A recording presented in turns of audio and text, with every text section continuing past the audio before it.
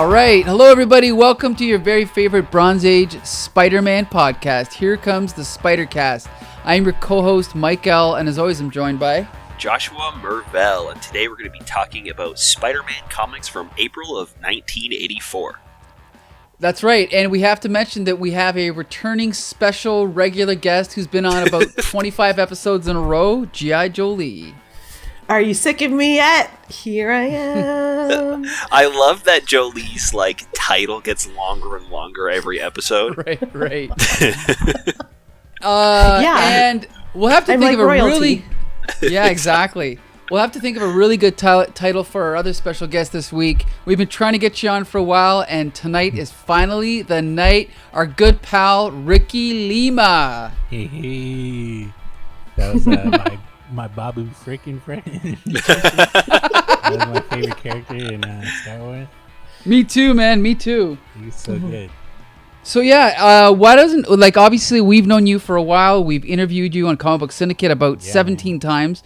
But for those of you that have missed all those interviews, why don't you tell everybody what you do? Well, I write comics and I make books, and that's pretty much it, man. That's all I really do. I don't do much else. I just make comics and make books. That sounds like fun. Yeah. Why don't you tell? Yeah. It's fun for the most part until you're like, wow, I'm spending a lot of money on this, but that's all right. Oh, I hear you. So why don't you tell everybody some of the comics that you've written?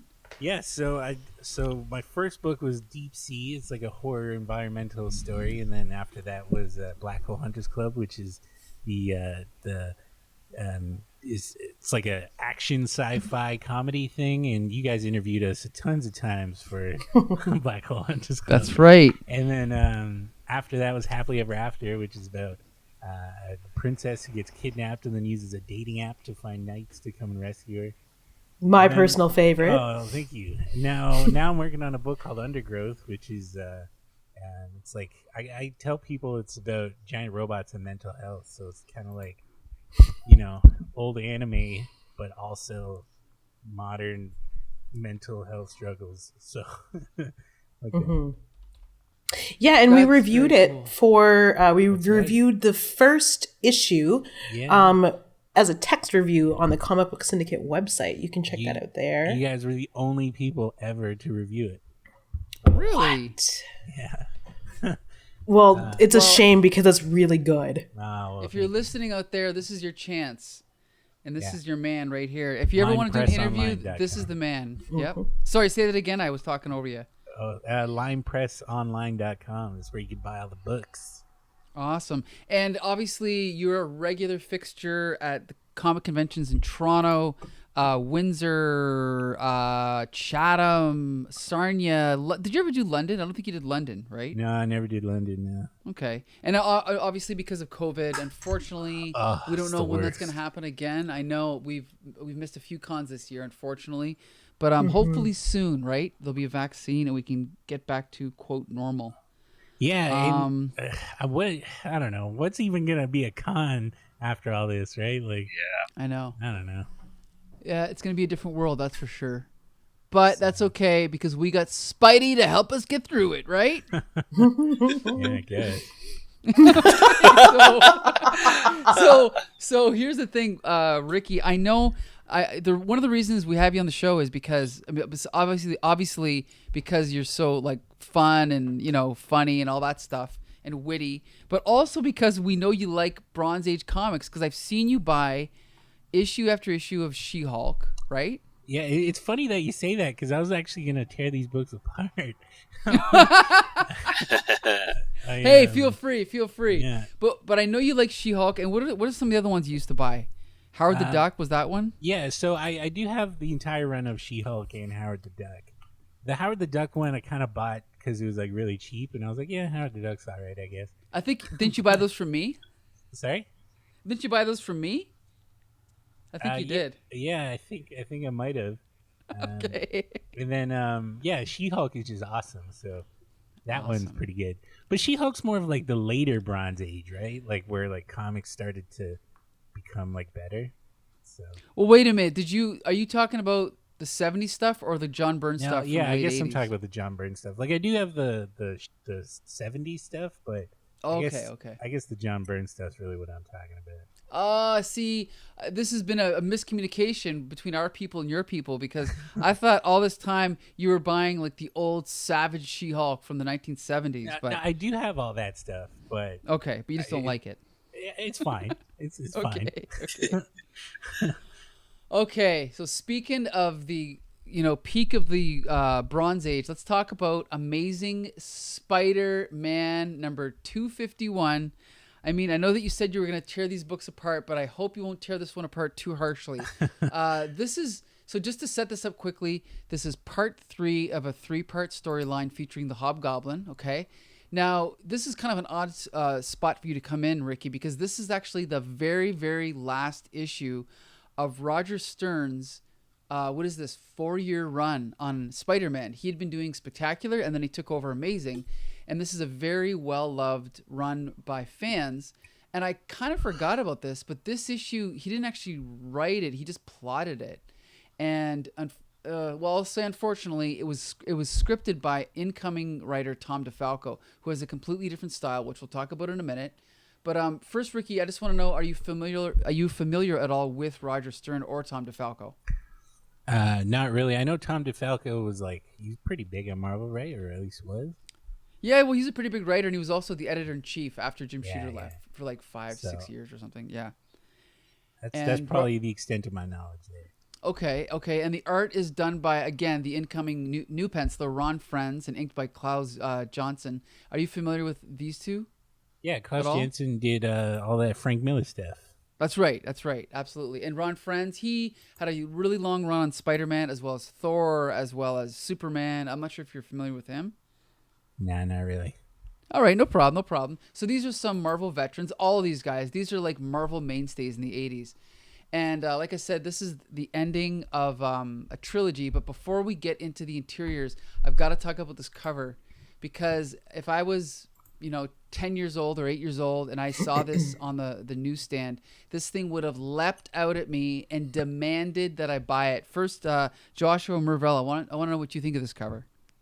Yeah, it's pretty fun. It's dynamic and interesting, and it pretty much tells you what you're going to get in the issue of Hobgoblin kind of finally being unmasked or defeated.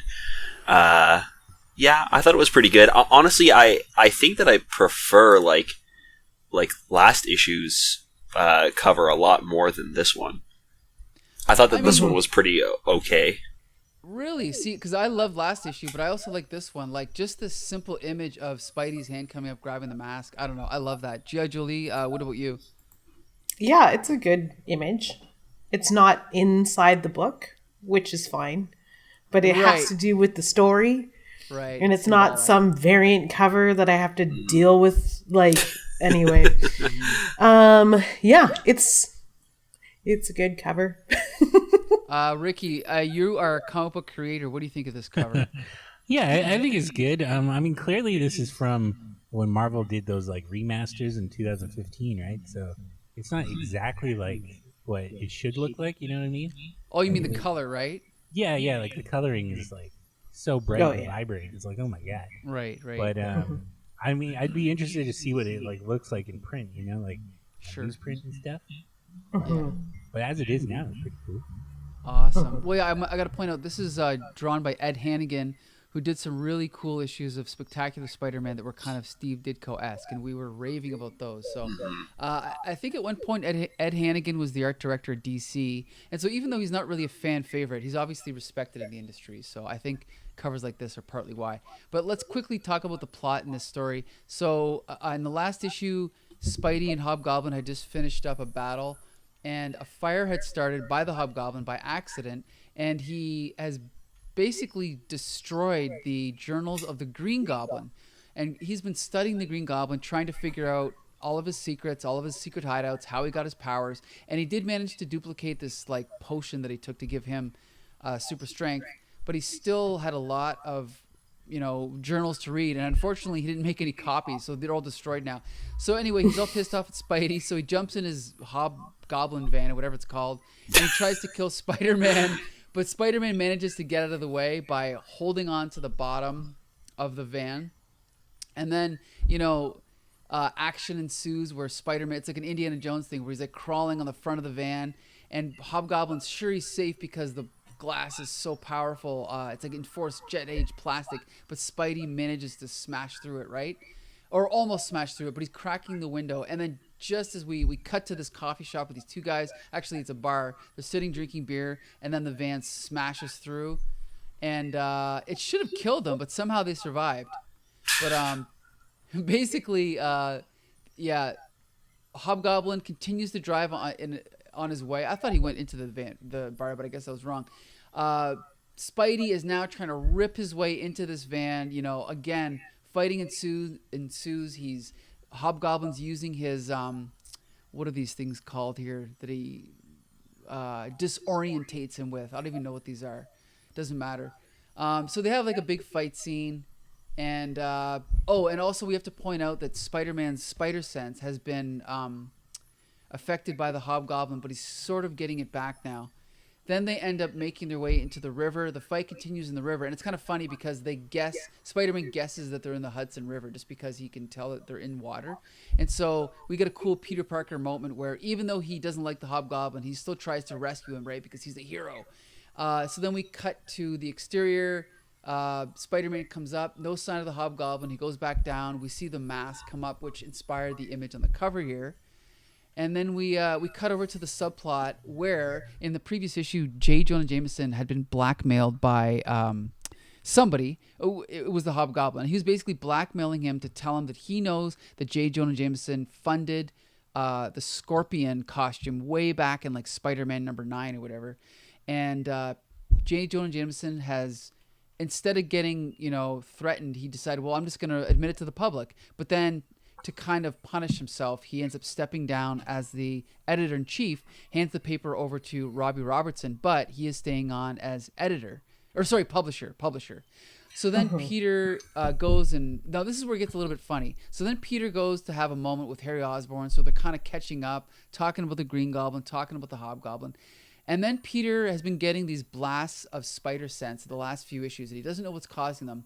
So then he decides to, he's going to investigate, his Spidey sense. Something's telling him to go somewhere. So then he goes to the middle of Central Park, and he sees this gigantic metal alien thingamabob, and he does what anyone would do. He just goes into it, right, to find out what's going on. Then he disappears, and at the bottom, it says, at the bottom of the last page, it says, "To be continued in Marvel Superheroes Secret Wars #1." And we will get to that. We'll talk about that later. But before we get into any of that, first, Ricky, I want to know, have you ever read any 80s Spider-Man before? Yeah, I mean, I've read 80s Spider-Man before. Okay. Yeah, I mean, as a kid, I would read a lot of my brother's comics, and he had a lot of comics from that time, like it was like Foes of Spider-Man, I think it was. Oh, the Deadly Foes of Spider-Man. Yeah, that's like early 90s, actually. With like Boomerang guy and like the Beetle guy. That's right, Boomerang and the Beetle. That's right. Yeah, I don't know, something like that. And I've read a lot of stuff, and I don't know, man. Old school comics, or like this one in particular, it gets annoying that they just explain what's going on all the time. You know what I mean? Yes. And it's like, this is the third episode where someone has pointed that out. So like, Mike, your like description of the issue was like, 10 minutes long, but it's like literally nothing happened in this book. You know what I mean? Like, Hobgoblin is like, I'm gonna escape. Spider-Man stops him, and then that's it. Okay, I'm just going to quickly counter your point, and I'm going to say it is unfortunate that you come in on Spider-Cast number 58 because the first 57 episodes had Roger Stern's scripts, and I have a feeling if Roger Stern scripted this, like if you were to read the last issue, I think you would find it much better because Roger Stern is a better writer. As far as the plot of this issue, I don't mind that the plot is a little bit thin, only because I know that the crossover with Secret Wars was kind of shoehorned in at the end. So no matter what happened, they had to set that up. But I will agree with you that there is a noticeable difference in the dialogue and in the captions over explaining everything, even more so than like Roger Stern did it a little bit, but this was noticeable. Like I that annoyed me too as well. So I will agree with you about that. Yeah, it was a little unfortunate because again, this is like the final chapter in this story, and Right. we're really kind of jumping in with this book at like the climax of the story, and it's kind of just like that final battle, that final confrontation, and there really isn't much of a story going on. It's kind of just the two of them fighting and that, like, you know, finishing off that story, which doesn't make an interesting book, but I think together with the other two issues, it feels like it fits. So with context, I think this works just fine as like a conclusion. Without context, just jumping in, this being the first book, I think that it kind of fails to be a good story and interesting really at all, because you don't really understand what's going on because nothing really important is going on. It's really just kind of this big car chase, and then we jump into this like Secret Wars ending. So yeah, I definitely agree with you there, where this is definitely not the strongest issue we've read on Amazing Spider-Man, but I think with a little bit of context it does help, but Right. I don't think that's necessarily an excuse either. So Yeah. G.I. Joe Lee, what do you think? Yeah, this is all pretty much like the majority of anything that happened was all recapping. Even that bird outside agrees that this was garbage. I don't know if you can hear it, but he's super angry for some reason. But anyway, before any action happened, they would recap what happened in the last book, and it's like, Right. okay, cool. And also, it was just one big. It was like a big. It was like 22 pages of a fight. right. Yeah, And and it's then- like, if it wasn't drawn so well, I wouldn't have cared. Right. Yeah. Yeah, and then we do get a little bit of a conclusion at the end with Harry and J. Jonah Jameson, but again, it feels like without context, it doesn't really fit into the story, and you don't really like. I don't know. You need the other issue to kind of get the context of what's going on with J. Jonah Jameson and with Harry. Yeah. So it It's- feels really kind of tacked on with just this book. It's such a waste of a great cover, because it's like, if I would have seen this cover on a newsstand and never have read Amazing Spider-Man up until this point, and only picked up this issue as somebody who is just curious based on the cover, I'd be like, what the heck is going on? Right. Even with Well- a recap, it doesn't work out, and there's barely anything here. Also, I want to quickly talk about the art. G.I. Joe Lee, you mentioned that you liked the art. Did you notice that the penciler was different this issue? Like, did that stand out to you? No. Okay, okay. Unless I see an actual, I don't notice that it's different until I actually see that there's like a name. Sure, okay. I don't really look for it. Yeah, I don't know. The art was fine. Right, yeah. The storytelling was still good, but I can see, like, they're a little bit sloppier, the pencils. Josh, Yeah, what do you think? I was gonna say yeah. that the figures don't seem as solid as John Romita Jr.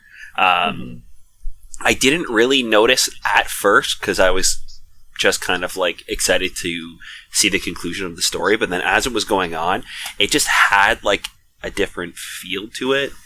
And I actually went back to read to see if it was John Romita, and yeah, so I think that it does a good job of they do a good job of trying to emulate what had happened, like sorry, I'm all jumbled up in my words. Like the style? Yeah, they did a really good job of emulating that style and continuing the story, so it doesn't look crazy different. But I could definitely tell, I think, probably just because we have read so many Amazing Spider-Man issues with John Romita Jr. doing the penciling that you could Right. that I could just kind of spot the differences right away.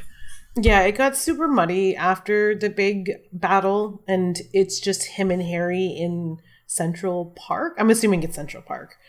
Or whatever park they're in. Once it got to that point, the art just, the inks especially, and got really muddy. I'll always fault a remastered color because they're always terrible. These are especially terrible. But yeah, once it got to that point in the story, and then they introduce this huge hideaway that he discovers, that's when you know. And then I actually read it wasn't until I read the editor's note in the back of the book. I don't usually read it, but I read it this time for some reason, and he explains everything there where he was, and that's how I knew it was somebody different. Not necessarily who it was, but like, yeah, that's where he goes in to tell everybody, this is what's happening with the team. This is what's going on the Spider-Man books. And you'd be crazy to not continue to pick up the book, even though it's two different people at the helm of this ship now. So it's like, okay, so it's going to be not great. Fine. So, yeah. Ricky, our good pal Shane, who you work with, is a comic book artist. So I know you know comic book art. What do you think of the art on this issue? Yeah, the art's pretty good. I really like when they use like I guess they're called like zip tones, like those like dots. So right. There's like, and it's like pretty cool because like that's like they have to physically cut that out. You know what I mean? Right. And so especially like in the boat scene where the skyline is all just dots. I thought that was pretty cool. Right. Other than that, I mean, like everyone was saying, like it's like I'm not like jumping over the moon over this art, but it's still pretty good. Like it's really classic Spider-Man stuff. Right. So, and I really like. There's that scene where he rips the thing off of the Hobgoblin's truck, and he's like in silhouette, and you can see like he's like ripping it off. So there's really cool stuff going on. But yeah, I think my impression is there are some really good moments, but overall, it's definitely sloppier than John Romita Jr. So yeah. I think it helps to connect it with the other ones, having Klaus Janson ink all of them in this in these books. So I feel like it was a pretty smooth transition from John Romita Jr. to Ron Frenz. Right. Actually, I think he only inked the last two, but still, it does definitely. Sorry, that's what I mean, right? Like because it's in this story arc, having him ink it, because Klaus Janson had previously inked the other two issues in this story. I think it was a good transition, and I didn't notice till about halfway through that the penciling was different. Right. So with that, I will say that I recommend this issue. Not nearly as good as the last. I mean, it's always simple to say, "Oh, Ricky, if you would have read the last 58, man, it's so much better." But seriously, they were. So I recommend it, Ricky. But do you recommend this comic? Like this comic alone, no. But but if it was like with everything else, sure, why not? Like I'm sure like the rest of it was pretty good. The Hobgoblin's always an interesting character because he's just like a rich guy, right? Who's like, oh, I want to be a villain. So, I'm glad you like the Hobgoblin because we do too, and that's why we started this podcast. But anyway, he's great. Demo Goblin, that's probably the coolest one of all. But he's coming soon. Isn't it Demon Goblin, or did I have it wrong all these years? I think it's like I don't know, shortened Demon Demo Goblin. Okay. We'll have to clear that up when we get to those issues. That's coming soon for sure. Yeah, Julie, do you recommend it? Not alone. Yeah. I would have to agree. This issue by itself, I don't think is anything spectacular, but I think that the story as a whole, with the 3 issues, this one really does. This book does cap off that story pretty nicely, and this is one of my favorite story arcs that we've read so far. So I would definitely recommend these 3 issues. Yeah. Right. Go ahead, Ricky. Were you gonna say something? No, I was just gonna I'm just flipping through it, and I just found this panel that is like probably the most pointless panel in the world, where he's like changing, and then he's like, "I hope my clothes are safe here. That jacket is brand new." And you're like, "Why is this in the book? Like, who cares about Spider-Man's jacket?" But Oh, because that's Peter Parker, and we always care about what's going on in his personal life, right? his clothes, I don't care about. His clothes. Yeah, I care about his clothes. I always have cared about his clothes. We just gotta drive the point home that he is a pretty much penniless New York photographer. Right. Constant But reminders.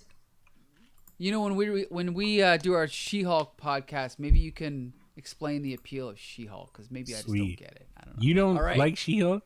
I like She-Hulk, but I would never buy every issue of She-Hulk. What's wrong with you? She's the best. Team Jen.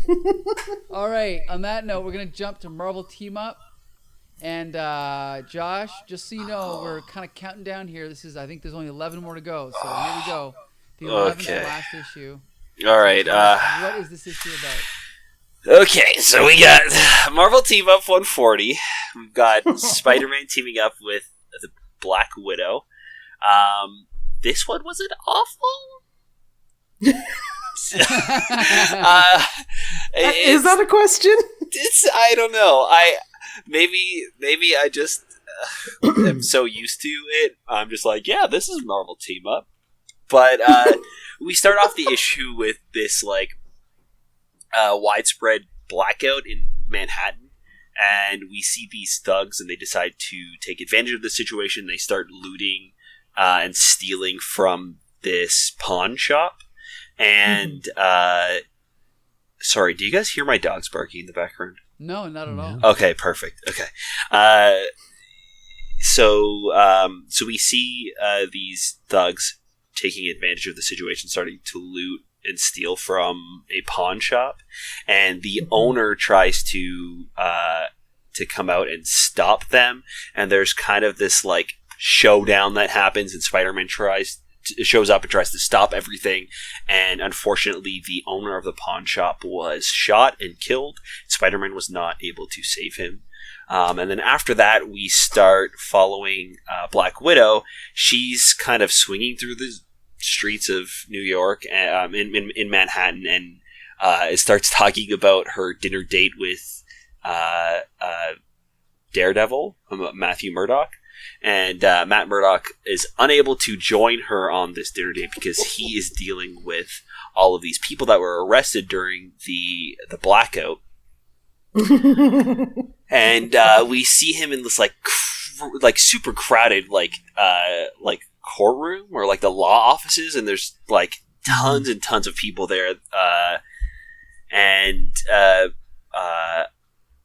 Who is Peter Parker's there with Ben Urich, and he's there with the Daily Bugle trying to get the story. And it turns out that this kid was arrested for the murder of this pawn shop owner,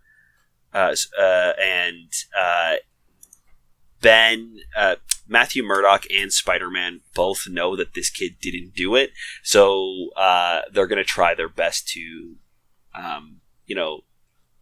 get this guy off scot-free, because he's turned his life around. So then we see Spider-Man and Black Widow. They're swinging through the streets. They decide to team up and try to find some evidence to prove that this kid is innocent. So they go to this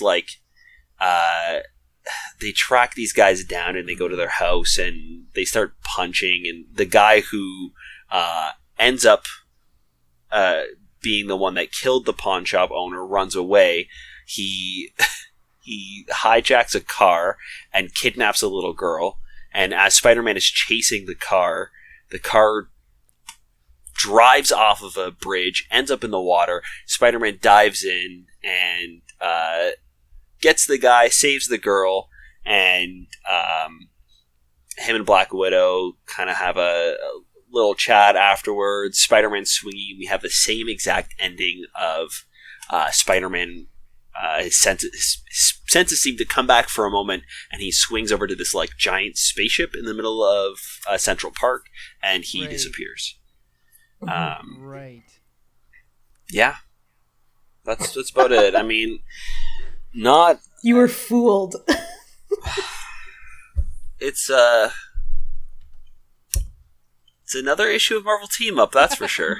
Well, here's the thing. I will point out quickly that this issue was written by, once again, Bill Mantlo from Spectacular and what's his name, Tom DeFalco from Amazing. So that's probably why it was marginally better than an average issue, right? Right. Mm-hmm. I don't have much to say about this one. Yeah.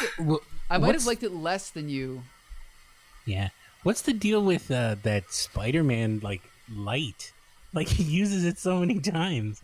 What is that? Is it just a gadget? Yeah, that was just one of the things he used to have back in all through the 60s, 70s, and 80s, but he just doesn't use it anymore. But yeah, it was kind of like how Batman has his bat signal. Spider-Man has his little spider belt, but he uses it to kind of scare criminals before he, descends in upon them and fights them, I guess. I think it's a pretty cool gimmick, but he uses it against a car, and then the car swerves out of the way. That doesn't make any sense. Yeah. I took umbrage with that tactic. Ugh. Even when he uses it at the beginning of the issue, did he use it in the alley? Yeah, he sure did. Yeah, he did. I didn't mind it there because he's trying to intimidate the bad guys, trying to get them to drop the electronics that they stole. Sure. What's also weird is that he uses it on Black Widow later on. Yeah. She's just just to let her know he's there. He shines the light, she turns around in shock, and then he's drops down on his web and hey, what's up, buddy? Yeah, he seems to use it quite a bit in this issue. I think again at the end, like you were saying, Ricky, to swerve a car out of the way, how does that work even? That light is right? The car just swerves out of the way of the light and drives off the bridge. It's such a weird moment, such a weird reason for this car to drive off. Yeah, and was that his intent? Was to endanger human lives in order to rescue the little girl? I don't know. Well, it's that's how he ends the scenario with the kidnapping. It's did he know that was going to happen? And if not, well, his main goal doing what? Yeah, his main goal is to get that gun, right? So he could prove that the kid didn't kill him. And then at the end, they're like, "Oh, that gun actually wasn't the one." JK, and you're like, "Whoa, what? What was the point of anything?" Here's the thing. Yeah. I like the not the twist, but I like the story of trying to investigate the gun and all that. That's cool, but in a way, I feel like the writers are biting off more than they can chew. When they show these criminals sitting in their apartment and they've got all these TVs stacked up. I don't know anything about stealing TVs, but I have a feeling if you were part of that type of operation, wouldn't you be have a fence or a pawn shop or someone would be bringing these? Or maybe a lock on the door. Yeah. They just walk in. Black Widow and Spider-Man open the door and they peek through it's a Disney Channel original movie. Their heads are stacked up on top of each other as they boink boink peer into the doorway as these goons are just lounging around watching TV. One of them's making out with babes. Yeah. They're not just watching one TV; they're watching all of the TVs. Watching two TVs stacked up on top of each other. Yeah, there's 20 TVs, and he's. I'm watching football twice. And they not only did they have to steal the TVs, but then they had to get a cable splitter to split up the cable to go into all the different things. Oh, I'm sure this is all antenna. Oh my god, that's a fire hazard for sure. Yeah. Yeah, obviously none of the outlets are ground based on the condition of those walls. Just hazard waiting to happen. So, Ricky, how does this compare to Amazing? Oh, sorry, Jolie. Go ahead. What were you going to say? No, I was just going to say I'm just relieved. Maybe we can bring this up later, but you're going to ask Ricky something. Well, I think so. You're asking how it compares to the other one, and Honestly, Right. like I thought this one was like better actually than the other Really? one. Mainly because like it's mainly just because the opening where like Spider-Man shows up and then he's like, "Oh, I'll save you," and the shopkeeper's like, "Nah, screw that, I'm gonna kill these guys," and then he dies, and you're like, "Oh man, it's crazy." So that was cool, but yeah, the rest of the issue wasn't very interesting. But I like that initial premise. I thought that was pretty cool. Yeah, that seems to be like the pattern with Marvel Team Up lately, is that it's like, oh, that's a kind of an interesting setup. Like, I want to see where they go with this. And then they just kind of go off the rails with the rest of the story. Things just start happening to get them through. Like, oh, right, we call this one Spider-Man and Black Widow, so maybe we should somehow try to make that happen, huh? Right. Yeah. Because they just end up running into each other, and I love the idea, like Mike was saying, like they're investigating a murder. They're trying to track down evidence of, like trying to find a gun or something to link somebody else to this murder. And what do? They're just like, maybe they're in this building. Like, oh yeah, we'll just open the door and start like looking for goons. Like, they don't really do any investigating. They don't do any like problem solving. They're just like, yeah, I think this is the building where the bad guys went to, so let's just go in here and start throwing punches. Right. Yeah. Right. The one thing that like is concurrent, at least, or consistent throughout these books is Peter Parker's distrust of quote superpowered women. I can't deal with it anymore. There's 2 whole freaking pages of it in this one, and like again, this episode falls victim, and Ricky falls victim to the whole, we've been talking about Black Cat for a while too. She's been sort of like on Peter's mind, and it comes up in this issue as well, where like he doesn't accuse, he just makes fun of Black Widow. He's like, Black Widow, what are you doing here? Did you lose your contacts? You know what? Go F yourself, Peter. Yeah. She's completely capable of helping. Yeah. That's not any way to treat somebody who is like also who professionally as a superhero. Right. Like, it's just rude. And then while they're swinging around, he even compares her to Black Cat and says that she's what the Black Cat could become should she survive the dangers of the hero's life that she wants to share with me. It's like, buddy, you think very highly of yourself. It's like, come on. You didn't have to. They muddied the story. Spider, but yeah. Like Hello? Hi. Yeah. Oh, sorry. For once, they didn't. It wasn't like a complete shoehorn. It kind of was like shoehorning another Marvel character into a story with Spider-Man. At least it was done with some grace. It made a little bit of sense by introducing Matt Murdock and then introducing Black Widow in a weird way, where it was like she was waiting to go on a date with Matt. But whatever. Right. She gets into the story and I buy it. It's the way that they treat it after that. It's just like, you know what, Peter? Go after yourself. Yeah, it's really clunky too, because like so we see previously that everybody knows that Natasha is the Black Widow. Like, we see somebody in the crowd when she walks into the courtroom say, "Look, the Black Widow." Like, we know that she's there. So then we see Peter Parker talk to Matt Murdock, and he sees Black Widow there. And then we just have it happen later on that they just so happen to bump into each other. Like, why didn't they just have Peter Parker, like, purposely go find her? Yeah. Like, isn't that a better way to have them team up instead of like, oh, you're looking for these bad guys too? Okay. Yeah, because and this is, I don't know why they do this, but they're always like, the writers are always doing this with the female characters, and this is what I've noticed. She doesn't compromise with Spider-Man and say, hey, we're both heroes. Let's work together while Matt, is busy doing arraignments as a public servant. Like, he's clearly busy. So why don't me and you go and look for evidence to exonerate this kid? No, instead, she's like, oh, I'll go find the evidence for you, Matt, because I love you. And it'll make you love me. Like, you know what I mean? Like, it's such a, it's gross.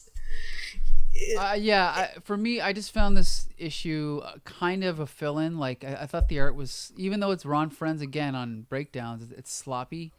And I thought the premise was decent, but again, too much exposition, too wordy. So it kind of, it's not a terrible issue, but it just made me not really want to read it, you know? And I definitely don't think I would recommend it or read it again. No, and then the way that they tied it into, I like that they're attempting to tie it into Spider-Man disappearing for Secret Wars. Right. By introducing that little point at the end where he disappears in the park. But it's like, when did he do this in between fighting Hobgoblin? Right. Yeah, you know what's funny? I didn't even think about that, but you're right, because if that happens right after this point, then that means the Hobgoblin fight had to happen like in between panels. That's insane. Yeah, it's weird that they didn't just say like a week later. Oh, sorry. In the top, you know what I mean? It like, does. It says 1 day later. It says 1 day later, he returns to Central Park to rejoin his friend Harry Osborn. Okay, so they did cover that. Well, but still, the timeline is very... previous issue. In Amazing or in... No, in Marvel Team Up. They actually say it on the second last on page 19. Oh. Yeah. So they. Oh, okay. I must have just missed that then. Okay, gotcha. Yeah, but even still, even if it is a day later, that's still not enough time for him to, be, storming around the city with Hobgoblin. Right. It's just so weird. Because you're right, because that would mean he also would have had to have done the other two parts of the Hobgoblin story. Mm-hmm. It doesn't really add up, but anyway. So, Ricky, do you recommend this issue? Are you going to read it again? Yeah. It's okay to say no. No, I think it's fine. Like, if you're interested in old comics and like Spider-Man and Black Widow, I think it's fine. But yeah, I mean, there's better old school comics out there for sure. So, I mean, I wouldn't read it again, but I'd recommend it to someone who's interested. Sure. All right, G.I. Jolie. Nope. Okay, Josh. No, I definitely would not recommend this one. Again, Marvel Team Up consistently to me feels like just a commercial for another comic. They just drop Spider-Man into somebody else's story to get you to read them, and I'm assuming that's what Marvel Team Up really is about. But there is a way to make even a commercial have some sort of like heart or like interesting story happening, and it just doesn't do it for me. So I don't think I'm going to recommend this one. Right. I don't recommend it either. I also got to point out the covers by Ed Hannigan and Klaus Janson again, and it's not very good. I did not like this cover. Yeah. It's like fourth-rate Frank Miller. He's spraying her with the spider light, man. Oh, yeah, that's right. Yeah. The cover's even the spider light. Right. Oh, my God. It's terrible. Not my favorite. But anyway, okay, so now we're going to jump to Peter Parker. Now, usually G.I. Jolie summarizes this issue, unless, Ricky, you would like to have the honors. No, I really want to hear Jolie rip this one apart because of the whole Black Widow thing. Okay. Oh, shit. Okay, well, again, like most of these books, it's just recaps of the books that happened before them. So they go back to the whole... Kingpin? Oh, I forgot his name for a second. Yeah, Wilson Fisk. And it was the issue where Cloak and Dagger were there, which I also barely remember. They're talking about Kingpin is talking with his manservant about Spider-Man. Manservant. Yeah. So anyway, in the last, which I don't even care about. At this point, I don't care about. They need to find a way to destroy Spider-Man. They're plotting. Kingpin is a plotter. So anyway, the last issue, we left off where Felicia was just so dejected because she feels like she's the reason why Spider-Man's getting hurt. She's such a liability. So she's going to go and search for superpowers, right? And everywhere, so she goes, she looks high and low, like pretty much showing her cards to every freaking person in the known universe that she can think of. So she thinks, okay, well, who could I go to first? I will go and I will look for superpowers with Tony Stark. And she goes to the offices, which are now owned by Obadiah Stane. So she's like, okay, well, Tony's not here anymore. I best be on my way. So she thinks really hard, or maybe not even hard at all, and calls the Fantastic Four. And then, yeah. As well so as Hank Pym.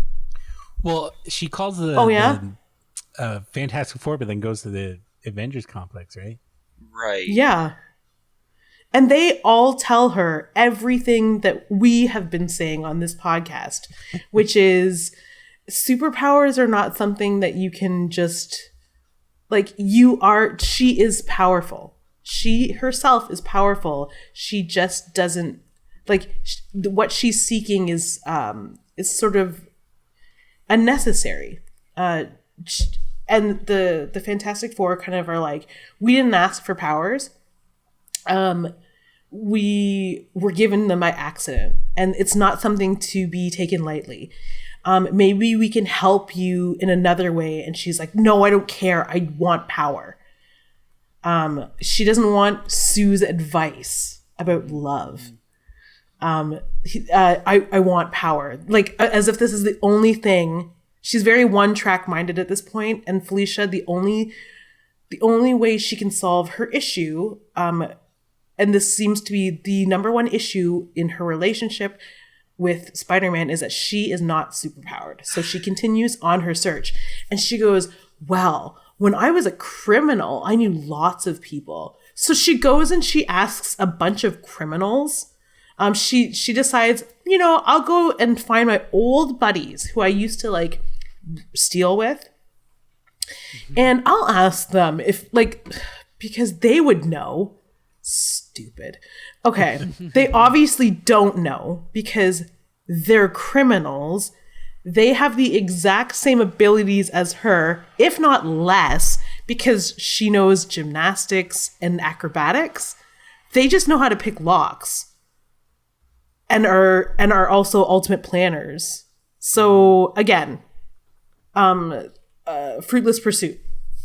While she's walking away from, like, the seedy part of town where she was just talking to her her past criminal buddies, like a tinted car, she can't see who's in it, but somebody drives up to her and says, hey, I see that you're looking for superpowers. I know exactly how to give them to you. And they start talking about, is it Stillwell? Dr. Harlan Stillwell. I'm familiar with that story in that lab. That was the person who gave superpowers to the creature known as the Fly. If you accept my offer, meet me at the laboratory where all that went down, and I can help you be superpowered. So obviously, since this is her number one priority, she goes to that lab, and she can't see the scientists who are talking to her because they're shining a big light at her. So they're only in silhouette. And it doesn't really matter what they say to her. She's going to agree. She doesn't care what the consequences are. What they tell her there's going to be testing, rigorous testing in which she will be half naked or naked for all of it. But she's like, I don't care. I want superpowers. So they're like, cool, let's do this. So there's like a sort of montage that shows the rigorous testing. And finally, they're like, we're done. You have powers. And she's like, I don't feel any different. And they're like, well, you are different. And then they snap their fingers and they test her. And like all tests, they bombard her with it's like a real-time fight simulation where they just like bombard her with people covered in protective gear. Right. And they fight her. And she notices that she is superpowered. Not only does she still have her like acrobatic ability, that comes in handy because it has always come in handy, but it seems like that we're at wherever she is, bad luck follows whoever tries to harm her. So her good luck power that we thought she used to have, but was just a result of her perfect planning and scheming, is actually turns into a bad luck power for her enemies. So the testing that they've done on Felicia has given everybody else bad luck. What? Yeah. So she's like, oh, this is great. This is perfect. Because now we're just retconning her old powers and calling them bad luck powers. Anyway, we're legitimizing them. Now it wasn't ingenuity and her physical ability. Now it's just superpowers and her physical ability, which should be more than enough to win Spider-Man's love. Not that it wasn't before. Oh, my God. Just as she's leaving, Kingpin reveals himself to her as her sort of benefactor and sponsor of these new superpowers. And he says, I need a favor from you. And she's like, well, what is it? He's like, well, not yet. Not yet. And then it cuts to Harry and Spider-Man in the park. Spider-Man finds the compound and disappears. And that is our story. It just really, really sucks because Black Cat's powers before this were kind of ambiguous. Does she have powers? Everybody thought like, oh, maybe she has luck powers. She, it wasn't clear exactly whether she was a human or not. And then when they introduced her into this new story where she's a love interest for Spider-Man, the writers clearly stated that she did not have powers. Right? So it was established in this story that no, she doesn't have powers. She never did. She was just really good at being a cat burglar. And then they made it. They made the story about that, the fact that she does not have powers. And because they didn't know where to go with it, they kept going back and forth. Will they, won't they be together? Does Spider-Man love her for real? Or does Black Cat just like Spider-Man and not Peter Parker? And this like awful back and forth that's just been going on and on for issues upon issues. Just to give her those same exact powers. And now her origin story of the powers that she had before is that she loved Spider-Man. I want to be with Spider-Man, so I'm going to have powers now. Even though before it was kind of written that she had powers, it just wasn't clearly stated how she got them. It's like the writers took that away, her powers away from her, just to give them back with a shitty origin tied in with Spider-Man. And it's like, yes, here you go. You are now a superhero because of another man. And it's like, really? Did we have to do this? Like, was this story worth it? No, it wasn't. And even on the cover, don't hate me for what I did. I did it for your love. Like, again, gross. Man. Ricky, I gotta say, I hate the premise of this issue. I didn't hate reading it, but I hated the idea, the whole taking away the powers, giving them back, the exact same ones. Ricky, how did you think this one compared to the other two? Well, I mean, I think this one was a little bit more interesting just because of how how shitty the concept was. You know what I mean? You read it and you're like, how does anyone think like this? Like, what? Like, as a writer, what are you thinking when you're writing it? Are you like, yeah, I'm gonna show how shitty she is, like, what is your goal here? You know what I mean? But so just on that level, it's pretty interesting. But compared to the other ones, I honestly say the Marvel team up was the best one out of all of them. So, Really? yeah, Wow. Mm-hmm.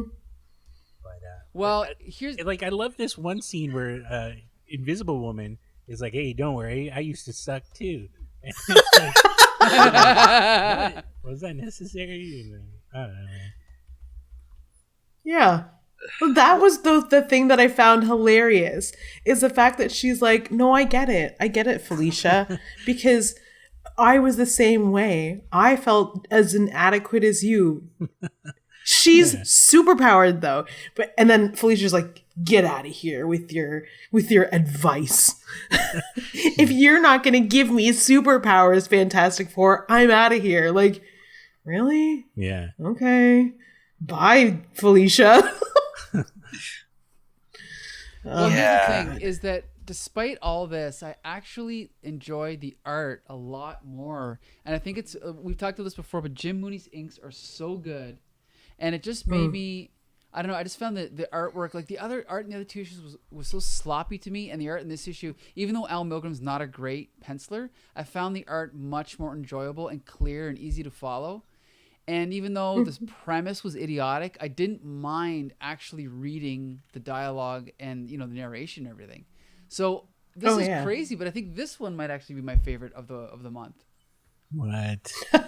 Yeah.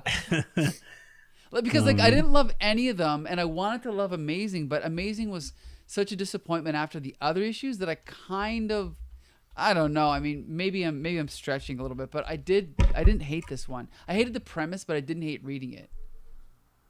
I cannot stand this story with Black Cat. The entire like past year worth of comics with Black Cat is just awful. Like I'd much rather read Marvel Team Up than this, because it's the same story over and over again with these two, where at least with Marvel Team Up, there's like something interesting to be upset about. With Spectacular, I'm upset about the same thing over and over again. You know what I mean? Like, it's just, this story has gone on way for far too long, and I'm over it at this point. I'm done. And I mean, it seems like they're done with it too. And what better way to close it out than with like the worst possible solution? But whatever. Also, I got to point out, you know, that scene where she's talking to those criminals and they're like shining a light in her face. The whole point of doing something like that, first of all, from the point of view of like a melodrama, is to have the guys in silhouette, to have the light there, and it's to kind of keep the, you know, the hero like kind of figuratively in the dark. But then they actually show a reverse angle behind the spotlight, and then they show the room brightly lit with the light just in the middle of the room. Like, doesn't that kind of defeat the mood or whatever of what they're trying to accomplish? Do you guys agree? Yeah, it's weird. It's like it was like this intense dramatic moment, and then somebody just flipped the light switch on in the room. Right, exactly. Yeah. So very I thought that was strange. funny. Yeah, But, like I think we were meant to be in awe of some kind of facility and the amount of scientists that are in there. Mm-hmm. But like they did it in one panel and elected to do the testing montage in a bigger panel on the next page. So the big reveal that she's in a science lab didn't go over so well in the itty bitty panel. But hey, it's a very God-honoring bikini that they put her in. So Nice. Yeah. right? That's what I'm here for. Yeah. So Very I wanna tasteful. know, Ricky, what did you think of the art in this issue? Yeah, I mean, I don't know. It's fine. I'm not like, again, like losing my mind over it. Like, I feel like you, Mike, are like more into certain styles and like you can like pick out people's stuff. I just noticed like there's a lot going on in every panel, right? Like each page has like, I don't know, 1, 2, 3, 4, 5, 6, like 7 on average, like 7 panels a page, which is crazy. So he doesn't really have a lot of room to like do anything interesting, like the artist. And also too, it's just like people talking. There's no real action until the end when those goons show up. So you can't really be like, wow, fine. Like the action and stuff going on in it is not very interesting. So I can't be like, oh, the artist did a good job. So it's tough to say, but they had to get through a lot of story, I guess. I don't know. Right. I guess the one thing I want to talk about, though, we briefly touched on this, but what do you guys think about each of these 3 issues having the exact same ending that leads into Secret Wars? Yeah, I get it. They're doing this big crossover event, and they want readers to they want it to be clear for readers that read the next issues what's going on. Like there is this large event, so I'm assuming that next month and on the next podcast we're going to be talking about Spider-Man in space for every single issue. That's amazing, Marvel team up and spectacular. So I get it. I don't think it really took away from this story. It's just kind of like a nice teaser, like stinger for the next one. Sure. It wraps up the story that's going on and then jumps into this, Secret Wars ending. So it's fine. I didn't really care. Yeah, and this was the first time they ever really did that. Unfortunately, they seem to do it practically every month now in Marvel and DC Comics, which I don't like. Well, but what I find interesting is that they paid an artist-writer team they've paid them like 3 times to do the exact same thing. You know what I mean? Right. Yeah. So like, why didn't they just have it once and then that's it? Or put in the art from Amazing Spider-Man, just plop it into this one. Yeah. It seems weird that they did it 3 different times. Or at least have like the same angle, the same layout, and then have the inker ink it differently. But yeah, you're right. Like they're drawn differently too. It's kind of weird. Yeah. It's kind of pointless too. You know what I mean? It's like, or just stick like an ad for Secret Wars at the back of the book. Like, yeah, that's essentially what these are. Yeah, totally. But you got to sneak it into the story so that the reader thinks they have to buy Secret Wars, right? Yes. So, but let me ask you, Ricky, do you know what happens in Secret Wars for Spider-Man that's so important? Well, he gets his black suit, doesn't he? That's right. And we're going to be reviewing it. We're going to be reviewing Secret Wars on this podcast in 2 weeks. So be sure to tune in for our live episode with special guest Bex Luthor. That's a little plug right there, just like they did for Secret Wars, right? Oh, okay. Yep.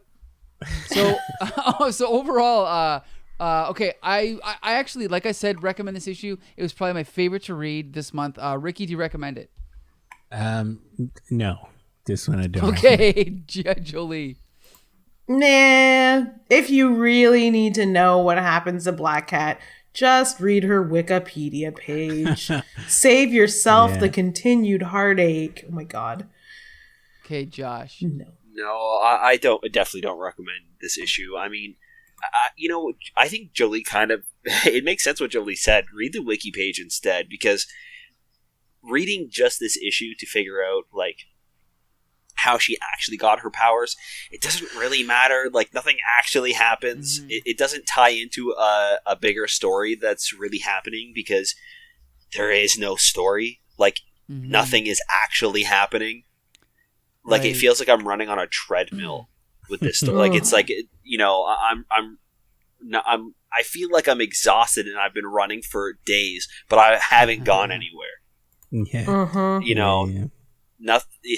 I mean, and even in this issue in particular, nothing really stands out. Things just kind of happen. Black Cat is running from person to person, and she just she goes to the lab where the fly was tested on, even though that she was there and knows that the fly is kind of weird and whacked out, and hit however he got in whatever way he got his powers, it kind of went wrong because he's not all right in the head. She goes anyways. I mean, even down to the weird cat fetus in the moon, and the splash page. Nothing makes sense in this. I don't like this issue. I do not recommend. Okay, so Ricky, we brought you in a kind of a weird week, but Cool. I'm thinking that if we bring you back when Peter David takes over, I think you're gonna like those issues. Are you familiar with Peter David's writing at all? A little bit. I think I've read a couple of his stuff, but I'm not sure. Yeah, when I read these issues, I was worried that you guys liked them, and I was like, man, what's wrong with these people? But I'm glad to hear that you guys don't like them either. No, we're pretty much on the same page. I'm probably a little bit more forgiving because I read these when I was growing up, so they have a special place in my heart. But I can definitely see the massive flaws, And also in the case of Amazing Spider-Man, because I've already read that issue 5 or 10 times, so I definitely see this time around as the last time I'm ever going to read it. Yeah, and I find that interesting, right? Like, these books were written for 10-year-old kids, so Right. So as adults, us looking at them and being highly critical of them is probably not not very good in terms of what they were trying to accomplish. But at the same Right. time, too, you have these people, these kids who are being influenced by these books that are telling them that this female superhero sucks. You know what I mean? So it's Right, kind of interesting to see that people are growing up and they're like, yeah, you know what? These females, they do suck. You know what I mean? Mm-hmm. I don't know. I don't want to be like, well, this book is raising misogynist, because clearly, Mike, you're not. But I But I feel did like, learn my there- values from there's Peter these- Parker. But yeah. Yeah, there's these things that we're seeing now with people who grew up with comics, who all of a sudden they have these weird ways of thinking of comics. And then looking back at these issues, you're like, oh, okay, I can kind of see how they evolved from being a kid reading this to these weirdos now. You know what I mean? To being an incel, yeah. I totally know. Or a comic skater, yeah, I know what you mean. Well, that's actually a good point. And the thing is even the good thing about these Bronze Age comics is even if their issue itself isn't good, there's always something to talk about, right? As far as reading the subtext of what they were thinking Right. when they were writing them. So there's always a good discussion with these comics. And we definitely want to thank you, Ricky, for joining us, because we'd love to have you on again because you had a lot of good points to make. G.I. Julie, were you going to say something? No.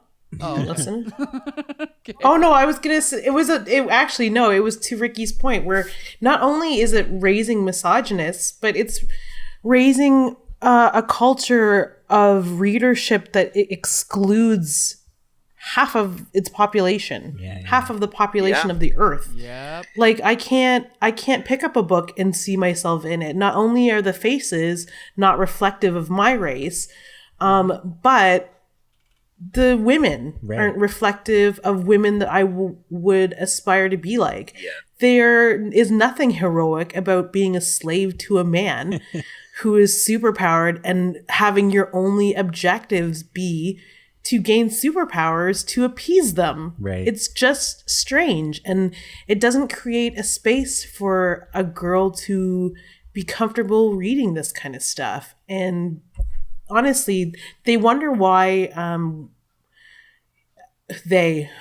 comic skaters, I don't know who they means, but they wonder why it's always talked about comics are always talked about in a very gendered way. It's because it's a very gendered space, and in some ways not a very good gendered space. Right, yeah. Right. It's one thing to be okay, Peter Parker's a white straight guy. You're like, okay, fine, whatever.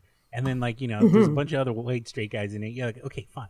But if you're actively trying to disparage someone else, it's why? Why are you doing this? You know what I mean? It's you could have a story full of just straight white guys and not belittle anyone else, and everyone would be fine with it. You know what I mean? Right. So it's not just oh yeah, this book is it's too many white people. It's just you're actively disparaging other people. You know what I mean? Yeah, and this is definitely not the first time they've done this in Spidey comics that we've been reading for the show.